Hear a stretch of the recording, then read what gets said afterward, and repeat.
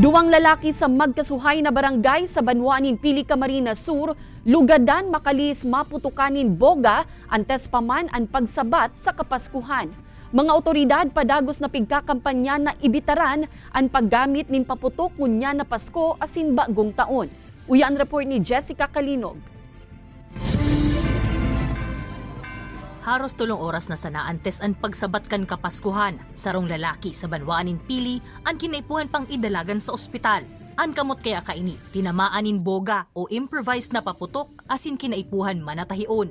Inina ni kaduwang firecracker-related injury sa Banwaan ngunya na taon. Disyembre 23 nin hapon kan sarong 17 anyos na lalaki ang idinalagan sa ospital nin huliman sa boga. Susug sa report, natalsikan ini sa lalawgon kan saro sa mga pigsugpon na lata na nagbibilog kan paputok.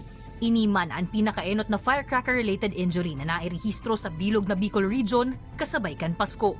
I-encourage ko na lang po ang public na kung pwede po, dahil na po kamo maggamit kayo mga paputok na iyan para po safe po ang satuyang New Year. Mas-celebrate na po ng maayos ang Christmas saka ang New Year. May mga alternatives po na pwedeng gamiton. Iyon na lang po ito.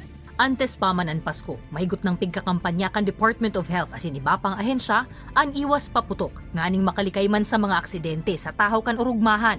Alagad nagkapira ang nagpapasaway man giraray. Kaya pambihira taan pirang tindahan in paputok sa Banwaan nin Pili nag-oopresir naman in turotot. Kasi ma'am ang turotot dahil delikado sa mga aki, magayon po siya.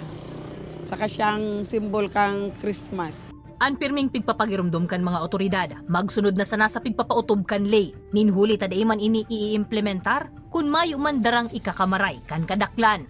Kaibanan si Jovel Obiso, Jessica Kalinog, Balitang Bicolandia.